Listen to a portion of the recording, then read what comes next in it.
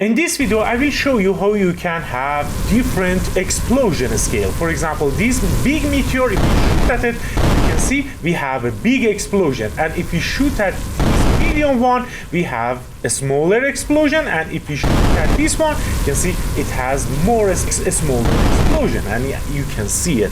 It's beautiful. We want to change the scale of explosion based on the size of meteor, right? So let's just go to enemy meteor base.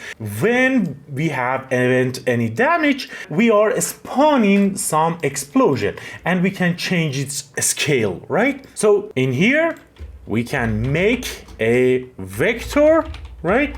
Make a empty vector like this and create a variable for setting all of these X, Y, Z scale, right? We can call this one explosion scale, right?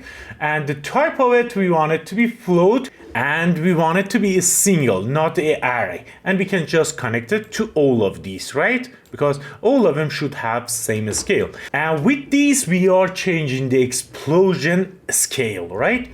By default, this explosion scale, we want it to be 1, right? Hit compile. Now in each one of these BP meteors, we can change that scale. For example, for big meteor, if you go to class default, the explosion scale is 1. If you go to meteor medium, again the scale is 1. And here let's just change these to 0.5, for example. I think that's good. We will test it to see if it's okay. After that, the meteor small, go to class default and change the explosion scale, for example, to 0.2, right? Now if we hit compile and run, if we destroy this one, let's see what will happen. You can see big explosion, no small explosion. But as you can see, the small one doesn't work. It's again big, but let's just look at it. You can see the problem is the medium explosion scale is happening, but the small one is not happening.